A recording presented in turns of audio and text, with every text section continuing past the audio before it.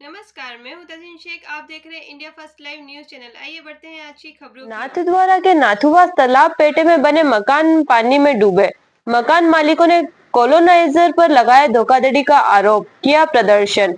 नाथद्वारा नगर के नाथुवास तालाब में डूबे क्षेत्र में लाखों रुपए के बंगले खरीदने के बाद भी मकान मालिक किराए के घरों में रहने को मजबूर है। पीड़ित मकान मालिक ने बताया कि उन्होंने कॉलोनाइजर दीपेश पारिक से आशीर्वाद पार्क कॉलोनी में लाखों रुपए की कीमत में बंगले खरीदे थे, लेकिन पिछले 3 साल लगातार तालाब ओवरफ्लो होने के बाद पानी आना और मकान के डूबने का कारण जब उन्होंने कॉलोनाइजर दीपेश पारिक से शिकायत की तो उन्होंने समस्या का समाधान करने और फ्लैट देने का आश्वासन दिया था, लेकिन अब कॉलोनाइजर दीपेश पारिक अपनी बात से पलट गया है। अब वह मकान के लोन की किस्तें भी बैंक में भर रहे हैं और साथ ही किराए के मकान में रहने पर भी मजबूर है। अब शिकायत करने पर उन्हें डराया और धमकाया जा रहा है।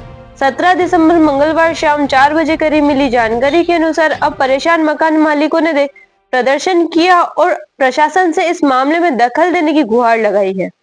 बालकिशन अग्रवाल, मैंने 3-4 साल पहले दीपेश जी पारिक, मीना जी पारिक से कूपन खरीदे, नकद पैसे दे के एग्रीमेंट कराया। उनका 9 नंबर बंगले का विवाद था, वो उन्होंने छुपाया।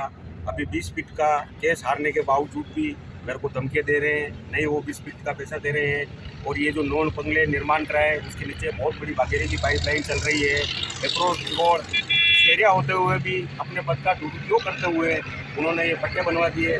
हमने इसके बारे में नोटिस दिए प्रशासन को, कलेक्टर साहब को, टाउन प्लानर को, नगर पालिका को, श्रीमान एसडीएम साहब को। हमारी कोई सुनवाई नहीं हो रही है। हम सब जने बहुत परेशान हैं। हमें हमारा न्याय दिलाया जाए और गलत तरीके से जो पट्टे बनाए उनको निरस्त करवा के हमें हमारा पैसा दिलाया जाए। जय श्री कृष्णा, राधे राधे। हाँ, मैं उर्मिला चौहान, बंगला नंबर 3, निवासी आशीर्वाद पर। हमारे यहाँ पे 3 साल से पानी भरा हुआ है। हमने ये घर दीपेश पारिक के नाम से, उनकी पत्नी के नाम से, इशिता पारिक के नाम से लिया है। और 3 साल से उन्होंने आश्वासन दिया था कि हम आपको मदद करेंगे और आपको कुछ करेंगे, तो हमको ना तो कभी आगे आके कुछ कहते हैं, ना कोई मदद मिली है हमको। हम परेशान हो रहे, दर दर भटक रहे हैं। और इन सब का इस मकान में बीच में पानी खाली हुआ, इसमें हम शिफ्ट भी हो गए वापस। हमको कहा पानी नहीं चढ़ेगा, तो इस चक्कर में मेरी मम्मी भी एक्सपायर हो गए। मतलब मेरे साथ तो बहुत ज़्यादा ही चीज़ें हो गई हैं। पर बच्चों को छोटे छोटे से उनको बार बार मकान बदलने से उनको भी सेट नहीं हो पाता।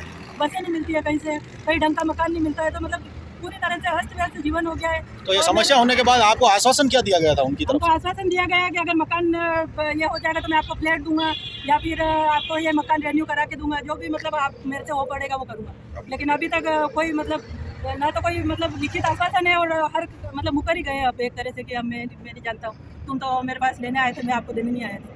ये हानि है। मैं बंगला नंबर 2 की हूँ और मेरे 3 साल से पानी भरा हुआ है। पानी गर्मी में उतरता है, चढ़ता है। मैंने दीपेश पारिक से जो है ये बंगला लिया था और उस समय जब पानी भरा था हमने उनसे बात भी करी थी इस बारे में कि भी पानी भर गया है। तो हमको अभी तक कोई इसकी मदद नहीं मिली है, ना कभी आगे होके वो हमारे पास आते हैं। बस हमको बोलते हैं ये कर दूंगा वो कर दूंगा, आज तक कुछ भी नहीं हुआ है। हम लोग किराए पर रह रहे हैं, 3 साल से किराया भर रहे हैं। हम लोगों की किस्तें भी चल रही है, मकान भी। हम लोग दोनों इस चीज़ को कैसे मैनेज करें?